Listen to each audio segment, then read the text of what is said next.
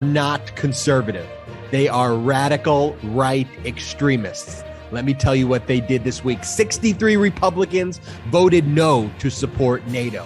The Tennessee GOP proposed a bill called the Marry Little Kids bill. It wasn't actually called that, but that is what it did. Tom Cotton calls Ketanji Brown Jackson a Nazi. Ohio pushes for a Don't Say Gay Racist bill. The GOP will host CPAC with Prime Minister Orban in Hungary. The Oklahoma GOP passes a total abortion ban. And what are the Democrats doing? Well, new U.S. jobless claims hit a 50-year low of 166,000, the lowest since 1968.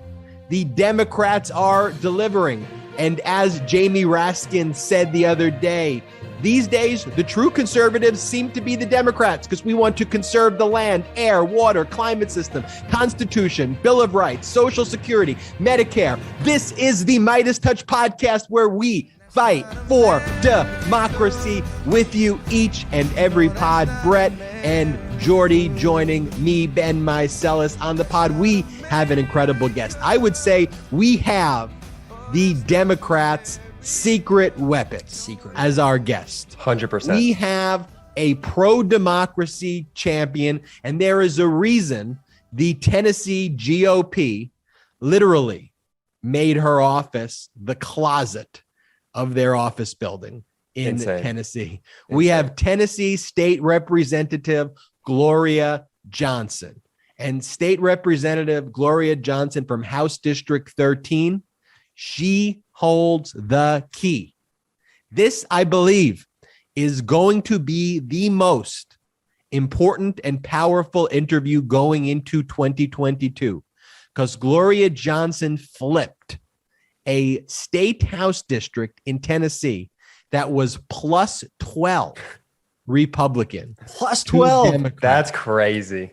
Plus 12 Republican to Democrat. And she's going to tell us her secret for how she did it. And I want you to think about that, Jordy and Brett, because I'm thinking if you were to say a plus 12 district for a House of Representatives seat, most Democrats would say, oh, don't even go there. No one's going to win that. That's a loss. That is not the case. That is not the case. And State Representative Gloria Johnson will tell us how. You know what it made me think of, Ben and Jordy? It was when we did our Vote Your Raise bus tour around Georgia. And the focus of our Vote Your Raise bus tour in Georgia was we were trying to hit a lot of the areas where the typical Democratic infrastructure wasn't going to hit. We were not hitting the areas that were filled with Democrats, the big cities. We were trying to hit the more rural areas where there were more right-wing people to try to spread our message to them, to try to get at those margins and turn out the vote needed to win in Georgia. And what we saw there and what we heard with our incredible bus driver, a veteran from Georgia, who led the charge there for us, a small business owner, shout out to him. Every time he had these conversations with people one-on-one, they agreed with him. And they were like, thank you for paying attention to me. All this time, I've just had this influx of right-wing messaging, right-wing mailers, people knocking on my door from the right. I haven't had a single Democratic voice come here to talk to me about things. And when you're talking to people about things like Social Security and Medicare and education and healthcare and why COVID relief is a good thing for them, people agree with those things. But we just have not been able to pierce that bubble because we write them off. We write those areas off. Mm-hmm. And so I think this is a good lesson in not writing any areas off. Obviously, we got to focus our resources on places that we can win, but we shouldn't be writing areas off that share our values. Not even just physical spaces, Brett, but social spaces are really important too. I mean, it's the ethos of MeidasTouch. We are everywhere. As much as it pains us, we're on Facebook, we're on Instagram, we're on Twitter, we're on TikTok. You name it, we're there because we have to pierce through. And our message of pro-democracy has to get out there. You know where we're not, though, and where nobody is? Truth Social. Which is not worth our time and not worth anybody's time because nobody is on Truth Social. But can you play, though, just for the sake of, I guess, a quick laugh? Devin Nunes, he went on Fox Business. Business is to Fox as news is to Fox. Like, totally made up bullshit. Like, they put up the dumbest shit in the world. Like, it would be one thing if Devin Nunes went on Fox Business and basically said something like, this would be a lie, but at least it would feel like rooted in reality. Look, our early numbers are coming in strong. I think we've exceeded all expectations. We've obviously got significant work that we've got to do, but our growth trajectory is significantly higher than Twitter. That would be one completely false. What I just said is a total lie. It's a good Ben spin. It's coated in a grain of truth.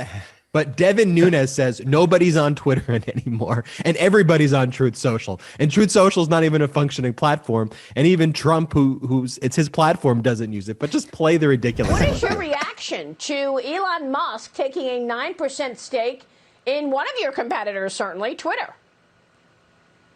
Well, I think it's very interesting because, the goal that President Trump has and what I have and our team here at Truth Social is to open the internet back up so that the American people can get their voice back. So it's clear that Twitter is kind of a ghost town.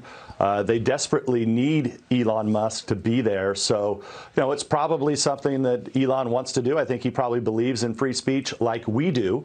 But at the same time, there's not very much activity over at Twitter right now, especially when you compare it to sites like ours, where we're just in our beginning stages as we continue to test and bring people on day by day. Our interactions are already beating Twitter. And so Elon's going to have a lot of work to do. Shamelessness is just their superpower. Well, here's the thing, though. It's a microcosm, though, or even a macrocosm. Who knows? It's a cosm. It's a cosm about why fascism doesn't work, why systems of oligarchy don't work, and why capitalism actually works. Obviously we want a compassionate capitalism though as well, but why capitalism should work, because there should be real true competition that exists.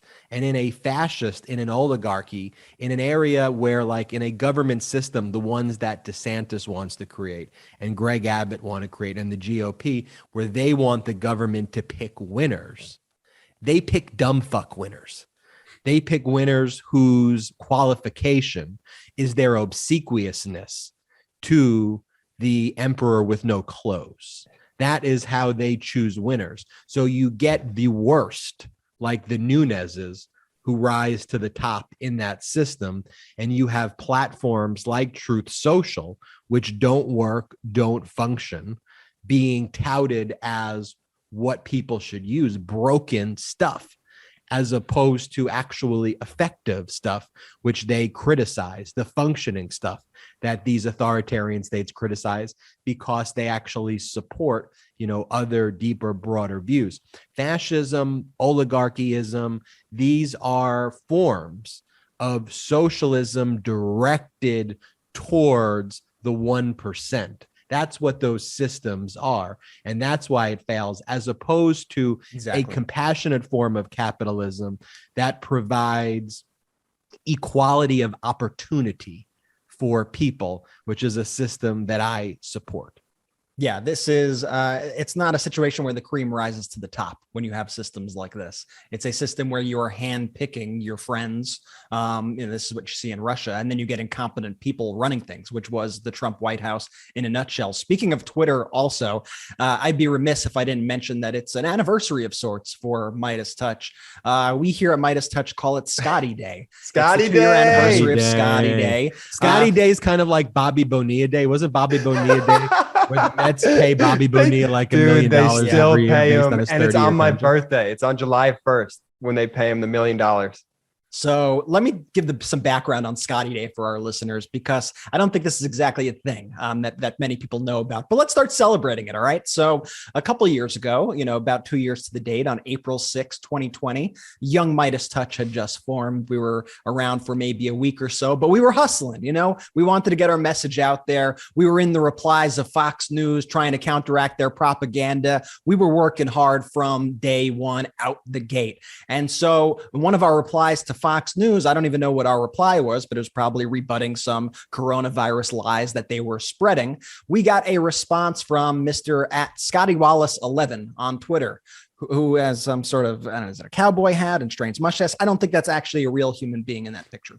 And Scotty was trying to joke with us and tried us, and he's troll us. And he said, your quote news outlet has 300 followers, with 3 laughing emojis after the fact.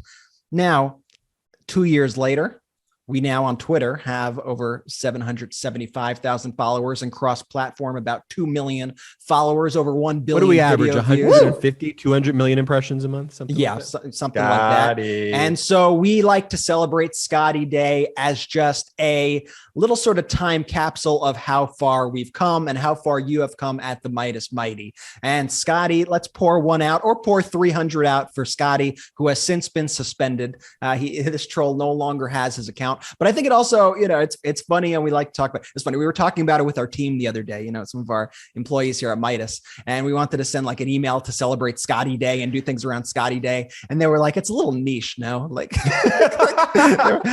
they were like, "You guys might be the only people who know this inside joke," and I'm like, "Nah, the people know about Scotty the Meidas Day. Mighty know about Scotty Day. Happy Scotty Day, everybody!" But it goes to show you that movements start small. We had no idea back then what MeidasTouch would become. And if we had looked at those troll comments back then, and if we were really hurt by Scotty's comments, "Oh, you guys can't do anything with your 300 followers." And if we looked at it and been like, damn, he's right. Like, we're never going to be able to have our voice heard. We're never going to be able to do anything. And we quit, like none of this would have happened. And so understand, as you are out there making phone calls, knocking on doors, writing postcards, doing all the work, that all those little things matter, and all those things add up. And you will have people come to you along the way, the Scotties of the world, the losers of the world, who try to distract from you and try to tell you that what you're doing is no good, and are trying to tell you to stop. But you need to keep on going and keep on fighting, because the Scotties of the world, they end up suspended and outcasted from society, and you will win, and democracy will win if we keep pushing. Should we rename what you call a troll a Scotty? Although I would feel bad for any Meidas Mighties named Scotty. I don't want to give him too much, too much. No. I do, because I want this loser to be in his basement, just fume. I want to give him all the credit in the world for MeidasTouch. Well, happy 2 years, Scotty. Happy 2 year, happy Scotty Day, everybody. And one of the things, Jordy, that you mentioned too, that I think is worth, you talked about all the digital places where we're at. But I think it is important when we look at some of the stats sometimes as Democrats, and we go, wait a minute, all of our policies are for the people. All of our policies are benefiting the people. Why aren't they listening to us, though? I have the answer. What you ready got for this, Brett and Jordy? You're not talking to the people, Democrats. If you don't talk to the people, how do you expect them to listen? And these people don't just exist as cable news watchers. A lot of them do. These people don't just exist as social media watchers. You have to go out there into the communities, into the backyards, into the parks, and you have to roll up your sleeves and you have to do the work. That's one thing that we're committed to doing here at MeidasTouch. And I began an informal, but we'll make it a little more formal over the coming weeks and months, a backyard tour where I'm literally going to go to people's backyards who invite me. One backyard at a time. Literally, I could ask be that you. you have Like, if more you- than 5 people in your backyard. That's my threshold. A big threshold. Ben, see how far we've come from last week. Last week, Ben's like, whether we're in backyards, whether we're in arenas, and now Ben's like, just give me 5 people. No, I mean, I'm saying it in a real, and I mean it sincerely though, is that there's no forum that I feel is too small to have an important interaction. When I'm in a backyard with 20 or 30 people, in many cases, that could be just as important as being in a stadium with 20,000 people, because the 20 people there, I could be speaking to real ambassadors of change who one day could go on and speak to stadiums of 30, 40, 50,000 people and 100,000 people. So I take none of those interactions for granted. Absolutely. And Ben, I want to give you credit for that. Even like Obama and Biden, they all started off speaking in backyards and shaking hands. Like, you got to have those types of politics. It was incredible, Brett, seeing Obama at the White House this past week, though. Awesome. And just seeing them together. You just got to play the clip where Obama did the joke about, to Biden about, he called Biden vice president. Play that clip. Vice President Biden, Vice President.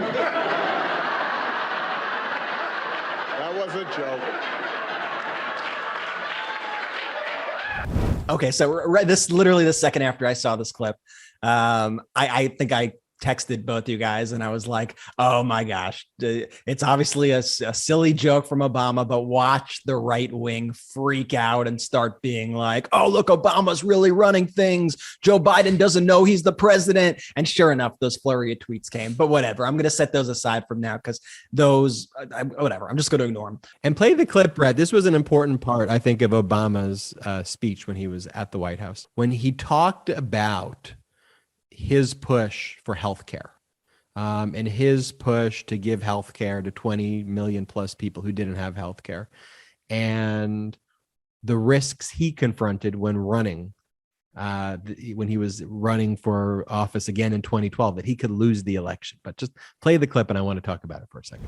I intended to get healthcare passed, even if it cost me re-election, which for a while looked like it might.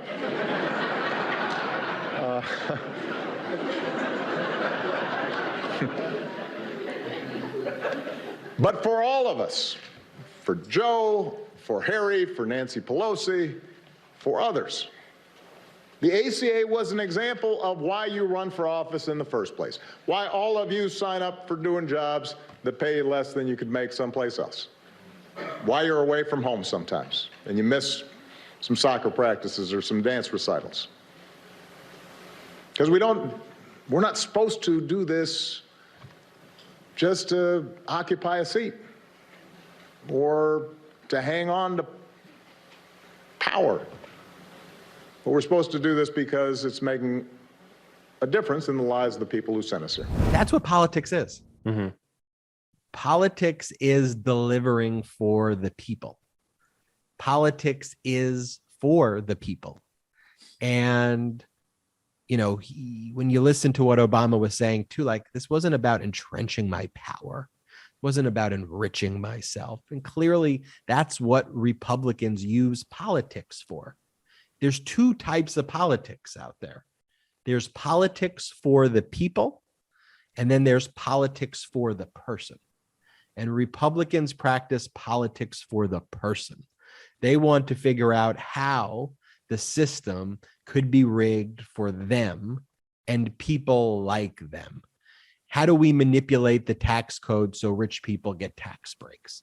How do we come into power and say, in these instances, I want the government to get involved in your life and to pick winners. In this instance, I want the government to take a step back to shield you and allow you to commit fraud and misconduct and steal and pillage from the people. On the other hand, you have politicians, the Democrats, this is why I'm a Democrat, who says, what can I do to deliver for the people? How can I make the tax code and tax credits work for working families? How do I make the tax code work for workers, for lower income Americans? How do we give them healthcare? How do we give all Americans healthcare? How do we deal with climate change? How do we give more Americans jobs? How do we empower unions to represent workers? It's just a real clear cut. And when you talk to people the way I just talked to people, they're going to agree with you. Most people aren't billionaires. And all of 100% of the Republican policies are basically pro-billionaire, other than their social policies, which are anti-people and pro-government getting into your life and getting it. So when you talk to people, we will win these discussions.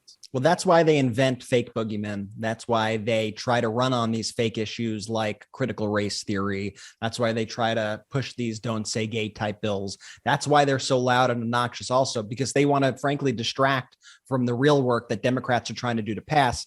And unfortunately, what we see time and time again is you have Democrats who are working hard to pass legislation. I mean, when I see the Democrats out there, you know, say all you want. When I see a guy like Representative Jamie Raskin out there fighting for our democracy, I'm proud of that person, you know? And then I see a clip of, you know, like a Marjorie Taylor Greene and a Lauren Boebert. I am disgusted and repulsed, or Lindsey Graham or Ted Cruz, you name it, repulsed by those people.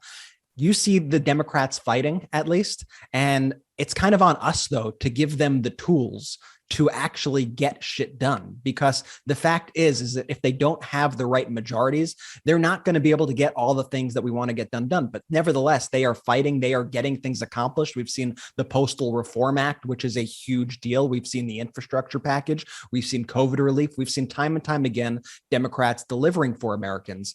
And the thing is, we cannot let the Republicans distract us with these bullshit cultural issues and set the narrative. They are trying to distract us with all these other issues that ultimately what they're trying to do is they're trying to get Americans to say, oh, it's nice that, infrastructure passed and that I got these child tax credits in the past, but I see gas is expensive right now. So I'm going to vote for the people who want to ban abortion and think that I can't say gay and want to ban same-sex marriage because, look, the gas prices are high, even though the president doesn't really control that at all.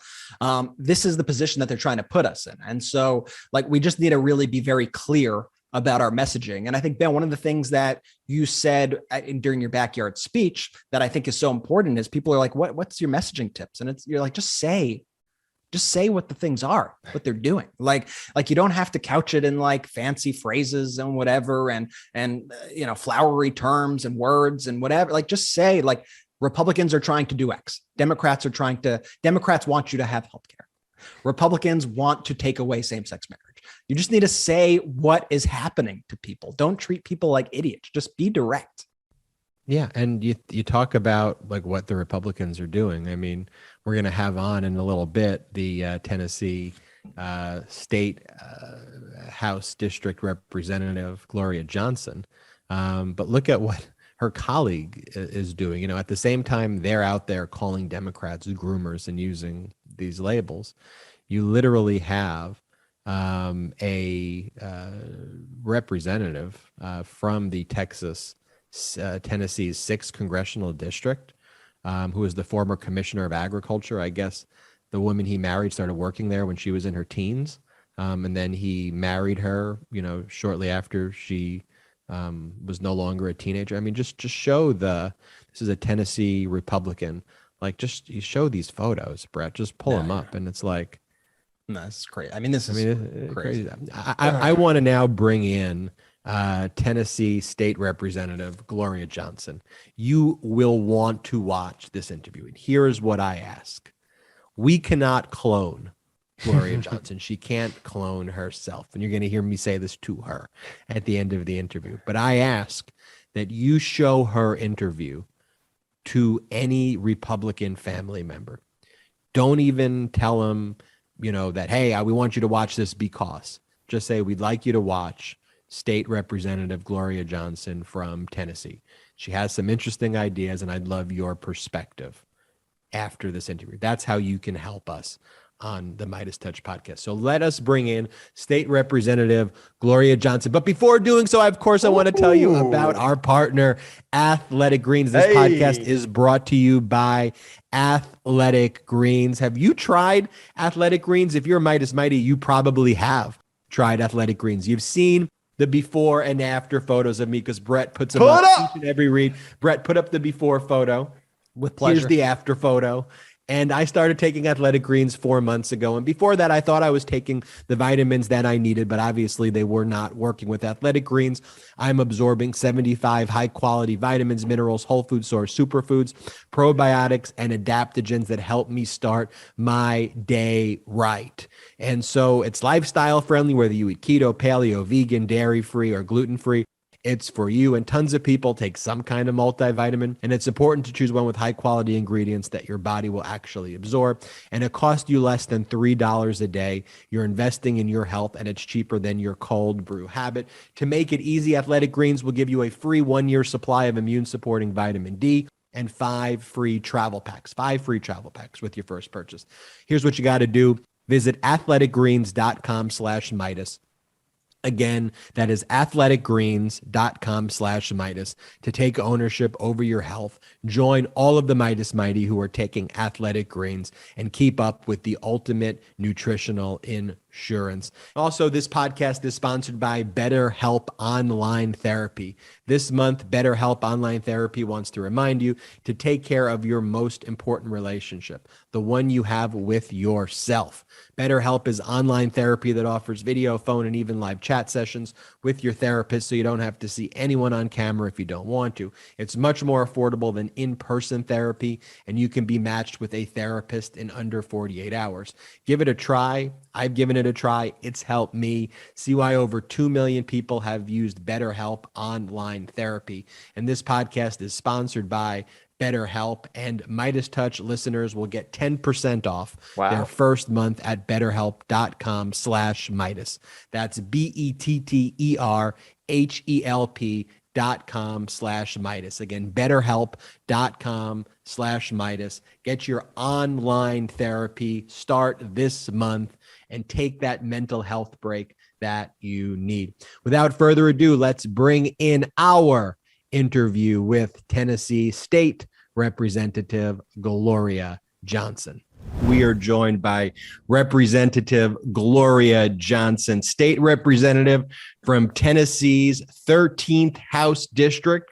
Gloria Johnson is a retired special ed teacher, healthcare advocate, public school supporter. Welcome to the podcast, Gloria. Thank you all for having me. I'm excited to be here. I appreciate what you all are doing. Oh, no, we appreciate you, Representative Johnson. And we saw, well, one of the things that I saw right away, my brother saw it separately, was this tweet that you did, which kind of piqued my interest in starting this interview. It was a tweet you did from March 18th of 2022. And this is what you say. You say, when I got home this weekend, someone asked how things are going in Nashville. I'm not sure they were ready for my answer, but it went kind of like this. And you proceeded to list all of this legislation that the radical right wing is pushing, illegal conduct the radical right wing legislators are engaged in. We're going to add to that list, it seems, every week. But Representative Johnson, I want to rewind because the Meidas Mighty, our listeners, look to you and they ask us, how do we get involved in politics? How do we even get to be a representative like Gloria Johnson? And your background as a retired special ed teacher, can you just quickly take us through that journey and make it real for our listeners and viewers that they can do this too? Oh, they absolutely can, because never in my life had I intended to be in politics. I was a school teacher, loved my job, was frustrated with 2000 to 2008 and decided I needed to do something if I wanted to see something different, and got involved with the Obama campaign. Became an organizer. I trained with some of the best organizers in the country, working on that campaign. And I traveled to South Carolina to be part of that primary there. And then after that was over, you come back to Knoxville, and there's, Tennessee is not a place where they're spending a lot of money because it's not a state that was winnable. And so we still organized in Tennessee for the campaign. And I had 700 active volunteers in Knoxville, Tennessee for that campaign. And then after the election's over, you wonder, what can I do here to help? How can we make sure this doesn't happen again? So I began organizing in Knoxville. And as a teacher, I was still teaching.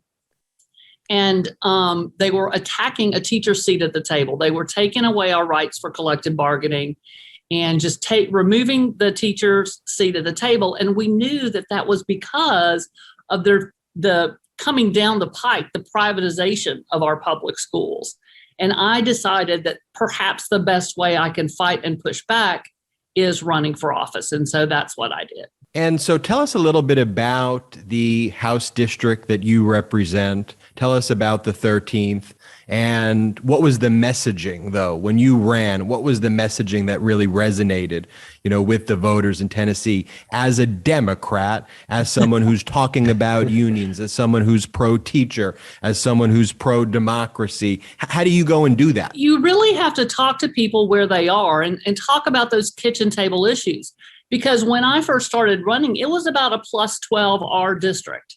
Well, just pause there for a second. So you're running as kind of a pro-union, pro-public school, big D Democrat. and now small d, democracy Democrat, in a plus 12 Republican district. Right. And so what I did was just talk to people about Medicaid expansion and the importance of that, talk to them about every child in every zip code getting a great public education.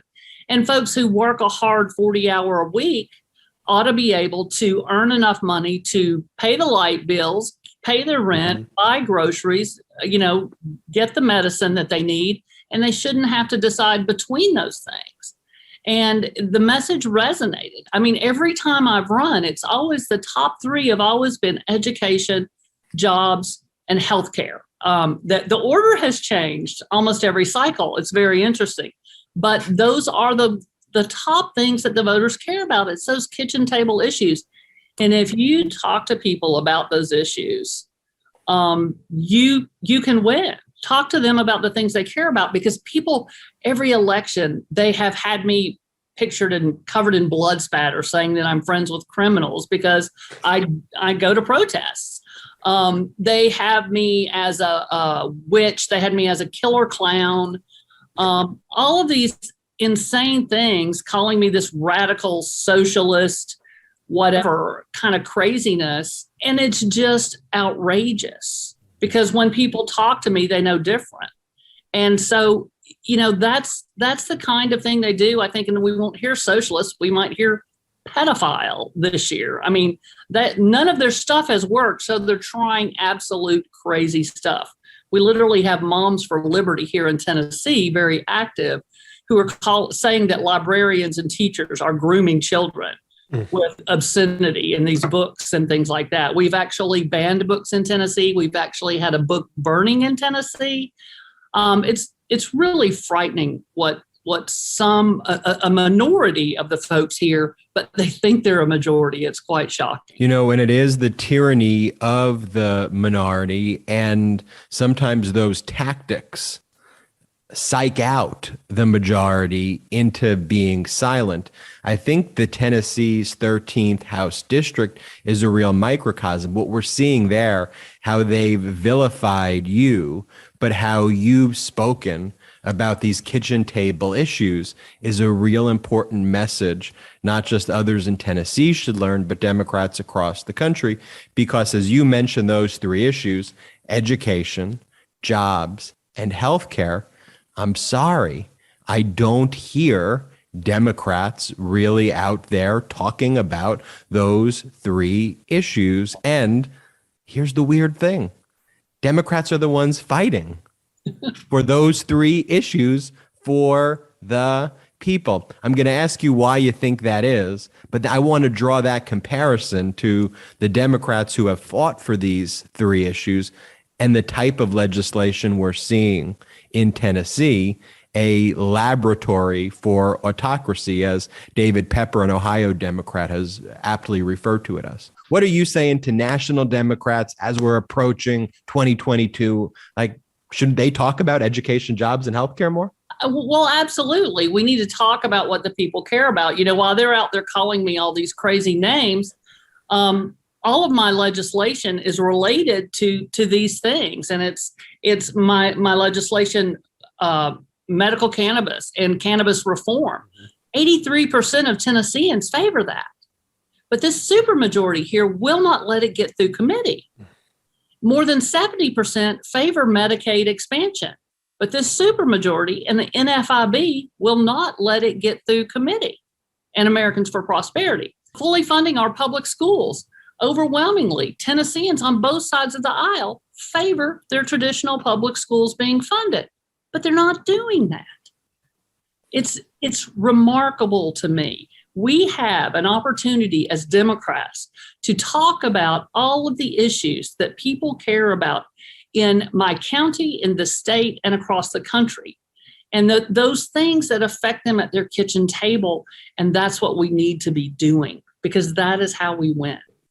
And that is what we need to be doing, because let's talk about the things that the Republican legislature, led legislature in Tennessee is pushing, which is a microcosm of what we will see if Republicans take power at a federal level. And it's what we're seeing in other states. Although I have to say, Tennessee looks like it's competing to be the number one most radical, if it looks like it's in a competition. So let's just start it off with, this is what you wrote. We have a don't say gay bill that's worse than Florida's, and about 4 more bills to go along with it, all equally filled with hate. Can you talk to that bill that the Republican legislatures put forward?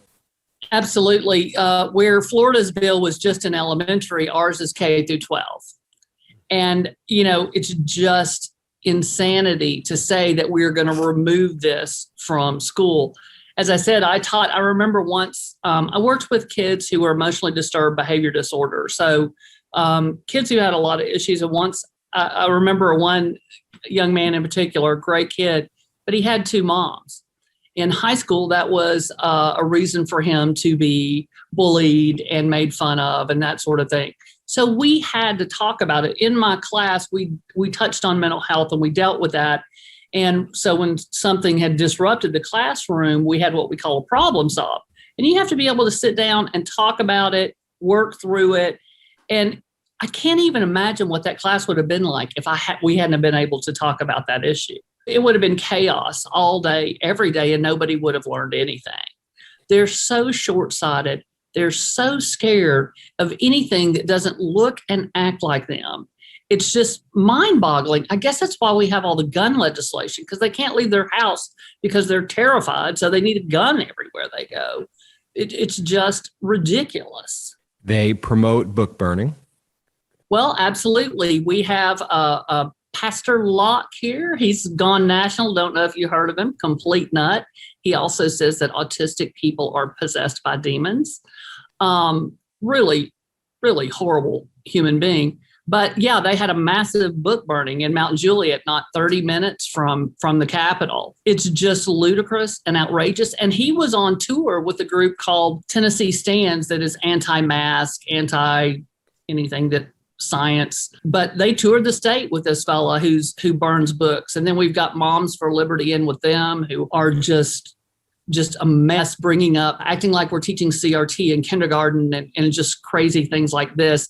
Interestingly, books that they banned all have to do with either Black people, brown people, or Native Americans. It's very interesting. But the books that they've tried to ban all are related to that. So, wow, I wonder what their real issue is.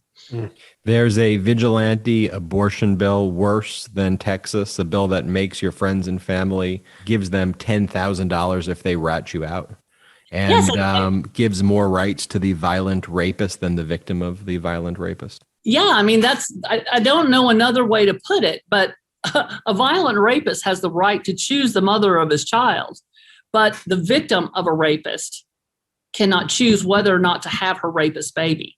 And then the rapist family can sue the victim for having abortion and get $10,000. It's just unbelievable what they are trying to do here. The legislators' attack on teachers, on public schools. Can you speak to that? Certainly. As I said, some of these same folks, Moms for Liberty, they bring in their, I don't like to call them B-list celebrity. It's like C and D-list celebrities like John Rich from Big and Rich and Victoria Jackson from Saturday Night Live a million years ago, talking about the obscenity in these books. Some of them are health books. One of them, Me and Earl and the Dying Girl, which I think I saw the movie, but I've talked to many young people who say that book really engaged them and gave them a love of reading. You know, we have the Miller test. Books can be tested, but all of these attacks, when it comes to the teaching race in school and systemic racism, when it comes to what they're calling obscenity, this is all going back to that idea of trying to privatize our public schools, making our public schools look bad, making our teachers look bad, making our librarians look bad. It is just an attempt to privatize our public schools. The last big pot of public dollars, public schools that take every single kid in the neighborhood, unlike charter schools that cherry pick the kids that they have. And charter schools in Tennessee are doing terrible. That we have 112 charter schools in Tennessee. Only 5 of them are performing above 20% success. We have 38% performing in the bottom 5% of success. We have 77% performing in the bottom 10%, and only 5 schools that get out of the bottom 20%. And they're talking school choice, school choice. Well, that's not a choice that a white suburban family would choose for their kids. Yeah, I think it's interesting because I think that hatred that you're speaking about also when you say, well, look at the books that they're banning, look at the kind of conversations they're banning in schools. I feel like that's all sort of in a way a Trojan horse for that goal, which is defunding the public school system and making public school teachers so uncomfortable and so unable to do their jobs that they just get frustrated and quit and go, I can't do this anymore.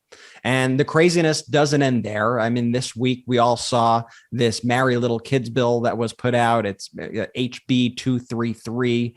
Could you tell us about this bill? How did they manage to remove the age requirements for marriage? What is going on in Tennessee here? Well, so ultimately what this bill was it was a hate legislation again. It was anti-marriage equality. It created a separate track to get married, not a marriage license, but more a marriage contract, more like a common law thing. And so in the other track, it had the age limits. And this track, they did not put an age limit. Now, I'm sure this was brought to them by Focus on the I don't know what group brought them this legislation. I don't doubt that the group that brought it thought they'd just slide it by without that age requirement. Right. And they know that half the time they hand these sponsors these bills, they don't look at them, they don't understand them. The fella from the group was actually sitting behind the sponsor, tugging on his pants leg and telling him what to say when he was running this bill in committee.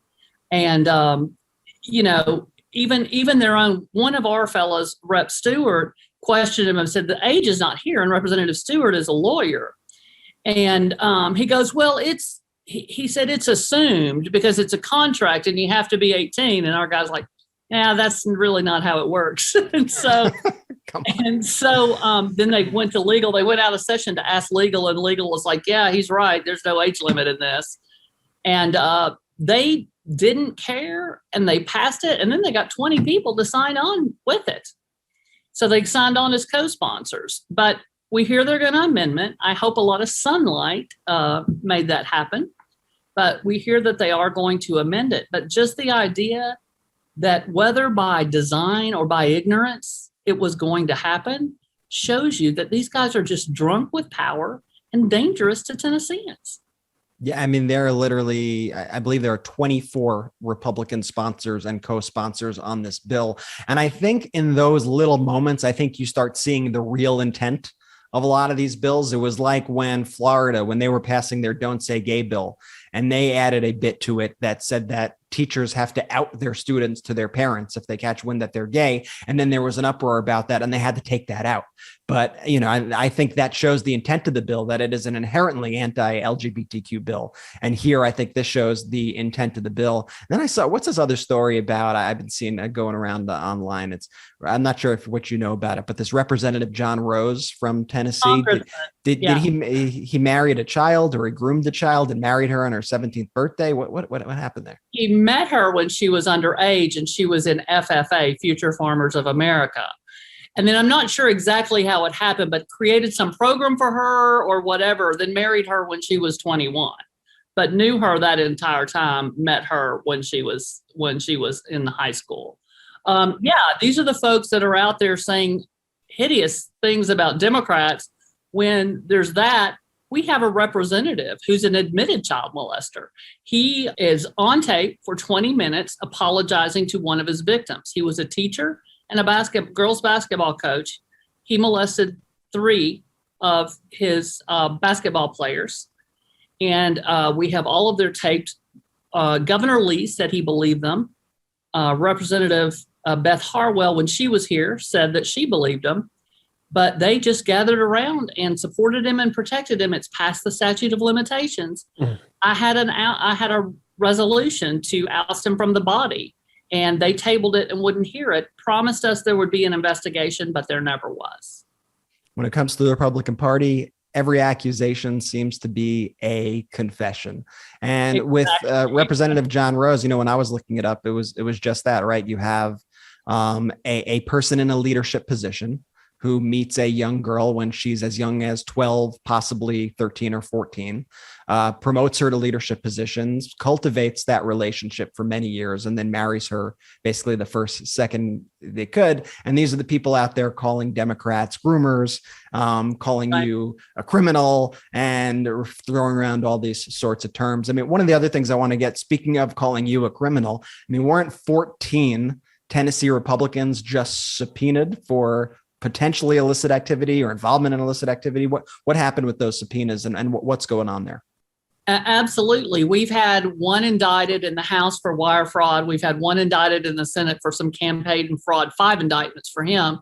And then we've had 14 subpoenas. I know last week the Speaker went for subpoena, several members of leadership. So we're just waiting for more indictments to drop. We've had a large number of Republican representatives say they're not running again, which is very interesting because we thought they were all going to run.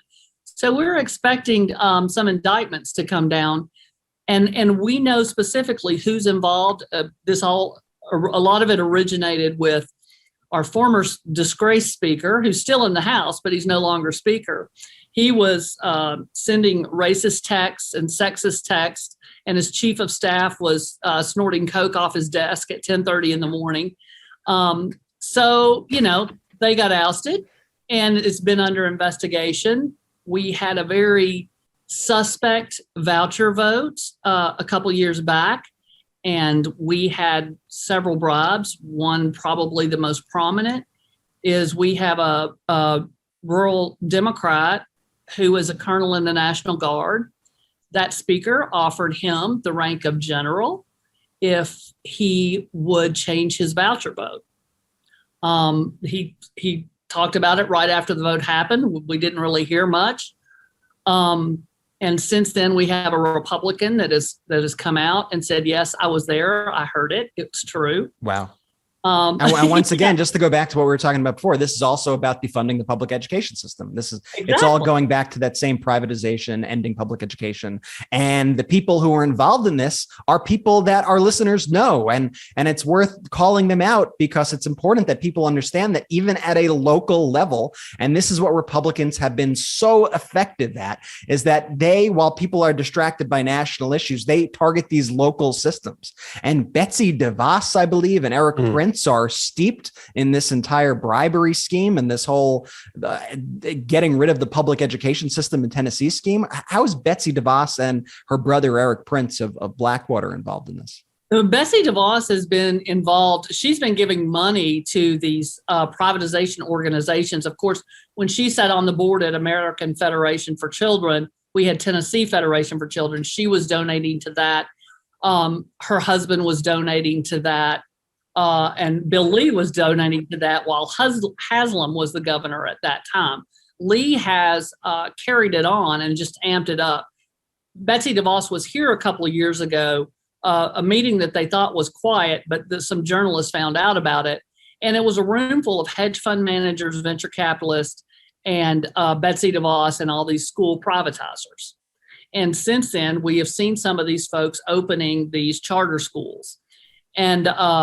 And now we have a governor who has made a deal with Hillsborough College to bring these patriotic religious charter schools. Well, you can't have religion, but guess what? There's going to be religion. Yeah. Charter schools. He wants 50 to 100 of these across Tennessee. And it truly is indoctrination.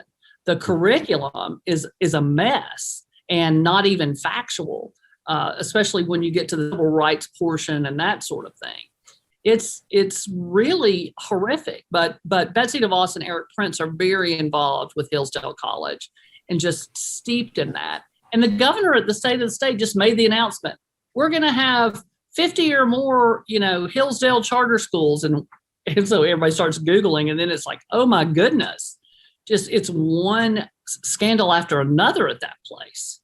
it's just remarkable. It's like the Republican Party's like a crime syndicate. Yes, it's scary. It is terrifying, frankly. Jordy, before you go, I mean, like I just pulled up that photo of like my eyes just opened when and Ben's talking about Representative John Rose from Tennessee. I mean, you're talking about cocaine, criminal investigations for bribery, an admitted molester, an actual groomer, you know, and then all the legislation. That's who they are. It's Yes. I'm rarely ever just like my jaw dropped. Literally, it's also your delivery of it, because the way you describe it is so matter of fact that this is what's going on, and I'm just sitting here like. Well, you guys know who Scott Desjardins is, right? He's also one of our congressmen. So Scott Desjardins was a doctor who provided abortions for his girlfriend and prescription pills to his girlfriends, and he gets reelected every time. It's whew, I'm telling you. I'm sure his policies are anti-abortion, and he's probably supports that absolutely. bounty law. And Absolutely. yeah, it's terrifying stuff, and it's why we're so lucky, Representative Johnson, to have you there in the great state of Tennessee. Because without you, I mean, there's no one to fight the good fight. Cannot let you leave though without asking you about your senator over there, Senator Marsha Blackburn. So you scroll through her Twitter. She seems to be amplifying conspiracies about President Biden's involvement with Hunter Biden's laptop, anti-BLM sentiments, Hillary Clinton conspiracies. Like, it's almost as if the senator from Tennessee is a believer in QAnon. Do you think so? I think it's entirely possible. We have several members in our body who believe in the QAnon stuff. I mean, you hear it all the time, and it's just shocking. One of them was at the insurrection. Oh my goodness. Yeah. She keeps saying, I didn't go inside, but she took a picture, looks like was in the border that was broken, and posted it on her social media. And it's just remarkable to me. And then, of course, what they've done in redistricting to make sure that they all get reelected is hideous too. And criminal, they hate me so badly. I mean, I just cannot tell you. Last year, they gave me a closet as an office. Oh, my goodness. And for a year, there was an empty member office sitting across the hall, and they had me in the closet office. And then this year for redistricting, they drew a couple of blocks around my house out of my district into the only other Democrat in Knox County's district. So I'm moving to run. I have to move 2 blocks to be able to run in my old. What? They're scared of you. They're scared, like, hands down. They're terrified of you because you are a genuinely good person, and that's what they hate. They hate good people. So I have to ask you too, as a Democrat who won in a +12 district, you know, so many of the people you speak to are so-called Trumpers and MAGA. From outside, it feels, kind of smells like a cult. What do you suggest? What do you suggest the Dems like to break through in 2022? You know, the way that we win in East Tennessee that is so red is we just have to get to have personal conversations. It's all on the doorstep. It's knocking doors. It's making phone calls. It's hard to say that, to demonize a person when they're standing on your porch with a smile, wanting to see what you care about. And so for us, that's what we have to do. And my district has come down. I mean, it's probably about a +5 now. So, and I attribute some of that to Trump, hopefully a lot of it to educating the folks in the district that I've done, but also Trump has helped. We're one of those sort of suburban areas that's turning as they see what this Republican Party is becoming. And I have folks all the time that's their first statement to me is, I used to be a Republican. I just can't do it anymore. Do you think the deplatforming of Trump from Twitter and from certain social medias has helped the district sort of heal? Sort of, he's no longer able to spew, you know, the big lie on a consistent basis as he was, you know, in early 2020? It's possible. I think those that still followed him still follow him. Mm-hmm. I got some in my family. But maybe it has lessened. But with Fox News and talk radio in East Tennessee, I mean, it's tough to fight. It really is tough to fight that false message, just complete lies. Representative Johnson, I think you may be, I mean this sincerely, we've talked to a lot of politicians, political people. You may be the secret weapon. I mean, I genuinely mean this. Like, Yes. There's a reason they're giving you the closet. Like, you may really be the biggest threat. I mean, the resonating in a plus 12 area and speaking about these issues directly, heartfelt, matter-of-factly, no BS. The Democratic Party needs to watch this interview, because this is how we're going to win in 2022 and on a going forward basis, because this is how the American people are going to win. And I'd be remiss if we didn't end this interview without talking about why there is hope and the issues that you've fought for, not just the negative. We've talked about them at the beginning, but if you can, in your now viral tweet thread, you go through some of these issues about why there is hope. And so if you can speak to that before we leave this interview. No, absolutely. There is absolutely hope. I don't know that I could do this if I didn't feel that there was hope. And there is so much hope in the legislation that we're able to put out there. Things like health care for everyone, Medicaid expansion in Tennessee, just really pointing out how public education is the leveling field for all of us, for everyone in this country, and making sure that our public education is great. And the dignity of work and the right to organize in your work. And we've got on the ballot this year right to work, which is, of course, the right to get fired for any reason they like and the right to work for nothing. It's just, we Democrats are here to bring the things that families in this state and this country need. We need to talk about that. We need to double down and bear down on the things that we can do for families so that they can be successful and we can lift people into the middle class rather than having them fall out. That's been happening. And yesterday we had a bill in committee it was so simple. It was just a reminder to high school seniors that they can register to vote and they will be able to vote that year. And they killed it.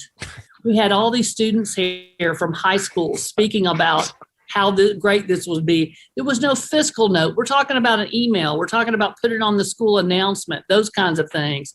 And these great high schoolers came to speak on it.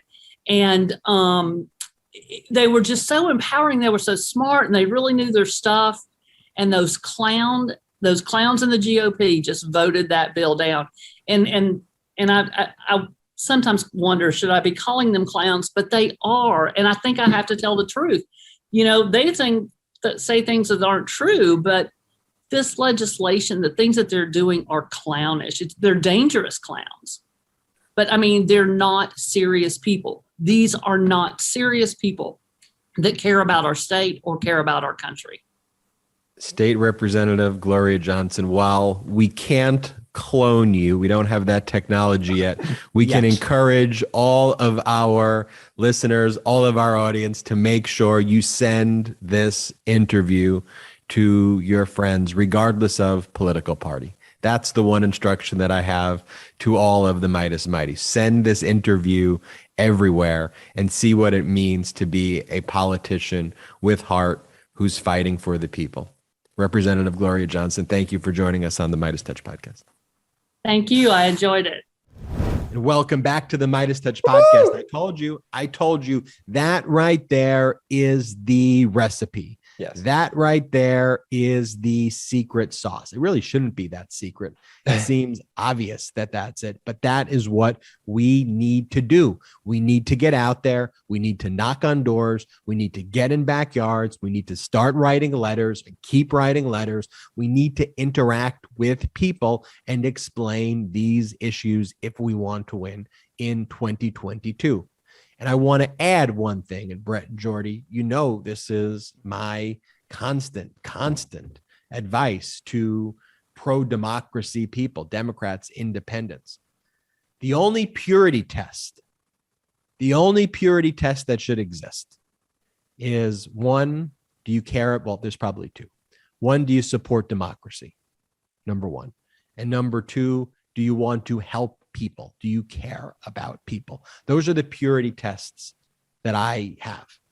But if you agree with me on 93% of the issues, but we disagree over 7% of the issues, or even 20% of the issues, and not just me, I won't make it personal, other Democrats, other independents, but we agree on all of the core issues: democracy, a childbearing person's right to choose, anti-racism, climate, improving the climate. We agree on all of those issues, but we have certain other areas that we don't agree on.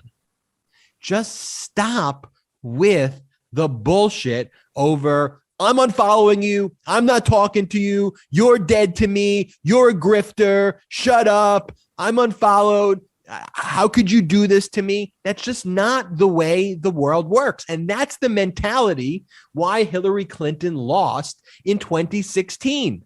That's why we got Donald Trump. And that is why, if you keep going down this road, we're going to have a DeSantis as the president. We're going to have people like Jim Jordan as the leaders in Congress. That is what you are going to get. And now maybe you're such a sadomasochist that makes you happy during those years, and you could just whine and complain for all of these years as your rights get eroded. Is that what you want? Or do you want to actually fight for our democracy? Because when we rally around each other, when we rally, we get results like we got in Georgia, where we have 2 Senate seats. That is what we achieved. And because of that, guess what happened today? Ketanji Brown Jackson is now Justice. Ketanji Brown Jackson. On this vote, the yeas are 53, the nays are 47, and this nomination is confirmed.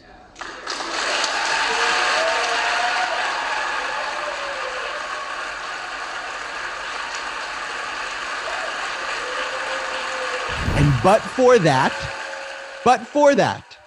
the Republicans would have prevented her from sitting on the Supreme Court. Not only her, but all of these great federal judges who have now gone through the nomination and confirmation process. Ben, let's take it one step back also. If we didn't show up for the election in November with President Biden, Georgia aside, that seat would be filled by another right-wing fascist justice. These are the stakes that we really need to be concerned about. This is why we need to be activated constantly. And the fact is, and this is, a little bit of tough talk for everybody, if Democrats don't win in 2022, it will be because of Democrats. And that's just the truth, because if we show up to the polls, we win. If we complain about not getting 100% of what we want, despite all the accomplishments, despite all of the things, the big wins that we have, despite our new international standing, despite being a leader of the free world again, passing infrastructure bills, despite rejoining the Paris Climate Accords. Go off. You look at it, Brett, you're right, because you look at the favorability of Biden in every country. I mean, pull up these stats. The favorability of Biden in every country, it's like 80%, 75%, 90%, 70% across the world, other than in the United States of America, where he is accomplishing and exceeding all expectations. And do you know why Biden's poll ratings, are remaining lower right now? I mean, it's because Democrats are not saying that they approve of the job. It's because instead of back last year when you had 95% of Democrats after President Biden was elected saying they approved of President Biden, now that number is more like 75%. And people who lean Democrat are more around like 56% approval. So that's why we're seeing those shifts. It's not because of Republicans. Republicans are always not going to approve of President Biden. Republicans are never going to come out for President Biden, especially the hard right. But what we need Democrats to be rallying around these issues the way Republicans rally around issues. Think about Republicans in Roe v. Wade. They have been fighting that issue. They've been fighting that decision for decades and decades and decades and decades. And now it looks like they are going to get a result that they want. Mm-hmm. And Democrats really just need more moxie at the end of the day. We need to be proud and loud Democrats. We need to spike the football at all of the accomplishments that we've done so far in this administration and not shy away from healthy debates when people point to gas prices that Biden doesn't control. Be proud of Ketanji Brown, Justice Ketanji Brown Jackson. Be proud of everything that we've accomplished so far in the short stint that Biden's been president. And look, go back to what Gloria Johnson said, and that's how we'll close out this podcast. We're talking about jobs, we're talking about healthcare, and we're talking about education. That is what we need to focus on in 2022. When I say that, though, I'll often get comments. Well, what about climate? What about that? I'm with you. All of those things I also support. But what we have to realize is for us to achieve our goals on climate, the Democrats are already supportive of that. What we have to do is make clear the immediacy of what the Democrat wins are and what the Republicans want to take away. They want to take away health care. They don't want your child to actually receive an education. They're against public schools. That's what they're against. And they are not for Americans having jobs, period, or jobs that pay a living wage. They want to either outsource all your work or they want to have labor that's paid at such minimal amounts that you can't survive. That is just what their platform is. And so we need to go out there and we need to make the promises that we are already keeping. And we need to stop having the Republicans go out there and lying over and over again to the people. That is what we need to do. That is what we're committed to do at the MeidasTouch. I want to thank our guest, Gloria Johnson, for joining us on the podcast today. Please, this is how you can help the MeidasTouch podcast.